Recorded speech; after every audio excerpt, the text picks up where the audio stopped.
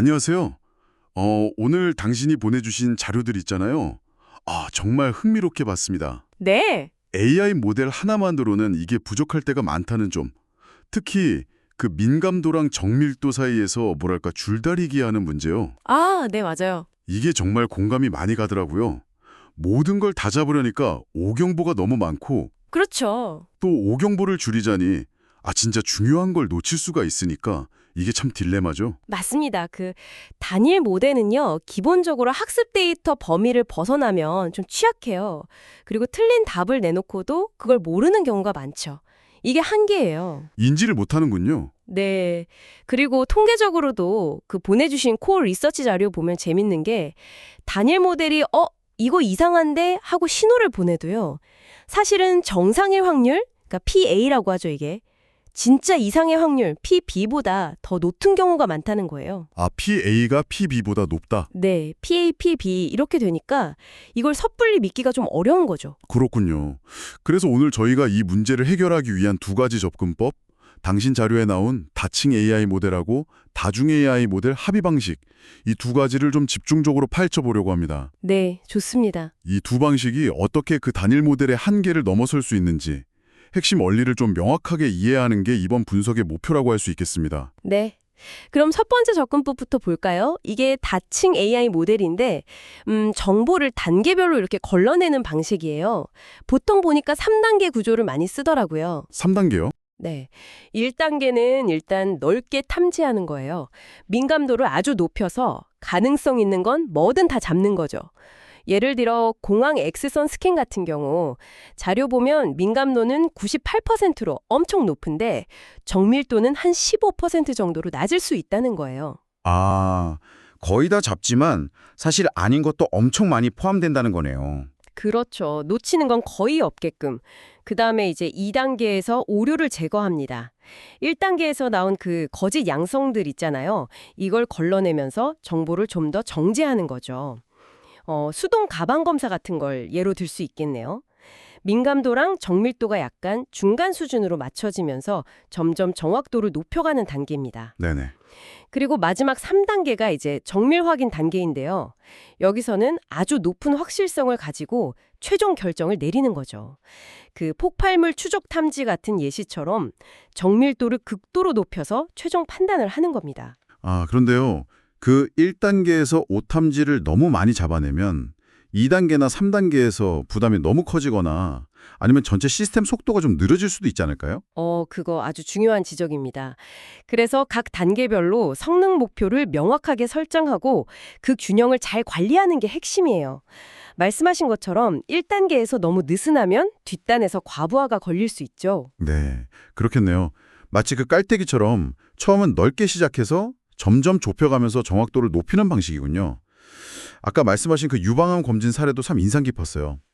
맘모그래피가 1단계, 이게 민감도는 높은데 정밀도는 낮고 네, 맞아요. 그 다음에 초음파가 2단계, 마지막 조직 검사가 3단계로 정밀도를 확 높이고 이렇게 해서 시스템 전체적으로 보니까 민감도는 한 84%, 정밀도는 99% 정도로 균형을 맞춘다고 하더라고요. 그렇죠. 각 단계가 역할을 딱 분담하는 거죠. 이런 단계별 접근이 좋은 게 각 단계에서 발생하는 오류 비용 있잖아요. 예를 들어 초기 단계 오탐지 비용이랑 최종 단계에서 놓치는 비용, 이런 걸 다 고려해서 시스템 전체의 효율성이나 안전성을 최적화할 수 있다는 거, 이게 참 실용적인 것 같습니다. 맞습니다. 자, 그럼 이제 두 번째 접근법으로 넘어가 볼까요? 여러 AI 모델의 합의를 통해서 신뢰성을 높이는 방식입니다. 쿠어 리서치 자료에서 메타 AI 개념으로 설명된 부분인데요. 메타 AI요? 네, 핵심 아이디어는 뭐냐면 서로 다른, 그러니까 독립적으로 학습된 다양한 9개의 AI 모델을 동시에 쓰는 거예요. 구조가 다르거나 학습 데이터셋이 다르거나 여기서 중요한 건 다양성입니다. 다양성이요? 9개나 쓰는군요. 네, 그리고 판단 기준이 아주 엄격해요. 최소 6개 이상의 모델이 같은 결과에 동의를 해야 하고요. 6개 이상? 네, 그리고 그 동의한 모델들의 평균 신뢰도 점수가 90% 이상이어야만 그때서야 그 결과를 받아들입니다. 와, 6개 이상 동의에 평균 신뢰도 90% 이상. 정말 기준이 높네요. 그렇죠. 이렇게 하면 뭐가 좋아지냐면 단일 모델에서는 아까 PA가 PB보다 훨씬 높았잖아요. 정상일 확률이 더 높았던 거. 네, 그랬죠. 이 방식, 메타 AI를 쓰면 그게 해결돼요. 탐지된 이상 신호가 실제로 이상일 확률, 즉 PB가 정상일 확률 PA보다 훨씬 높아지는 거죠. PB가 PA보다 훨씬 커지는, PB 크거나 PB보다 훨씬 아주 극적인 신뢰도 형상이 나타나는 겁니다. 정말 신뢰도가 확 원화되겠네요. 모델의 구조나 학습 데이터의 다양성 확보가 핵심이라는 점, 그리고 그 엄격한 기준에 미치지 못하면 미정예로 분류한다는 것도 인상 깊었어요. 이걸 뭐 추가 검토하거나 아니면 나중에 재학습 데이터로 쓴다고요. 네, 맞습니다. 그냥 버리는 게 아니라 활용하는 거죠. 물론 근데 아무리 여러 모델이 합의를 해도 학습 데이터 자체가 좀 편향되어 있거나 특정 데이터가 부족하면 그 자료에 나온 라임 이미지 예시처럼요. 본 적이 없으니까 레몬이라고 100% 확신하면서 잘못 분류하는 경우. 이런 오류 가능성은 여전히 남아있다는 점은 좀 주의해야겠네요. 그렇죠. 완벽할 수는 없으니까요. 학습 데이터의 질과 양은 여전히 중요합니다.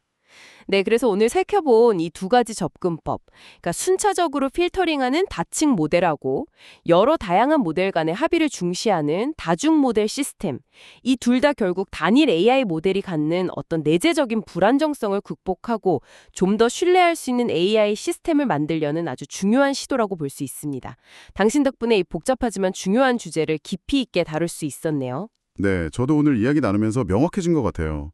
결국 AI 성능이라는 게 그냥 마지막에 나오는 정확도 숫자 하나만 볼 게 아니라 얼마나 체계적이고 또 신중한 과정을 거쳐서 그 결론에 도달하는지 그 과정 자체의 신뢰성 확보가 정말 중요하다는 걸 보여주는 것 같습니다. 맞습니다.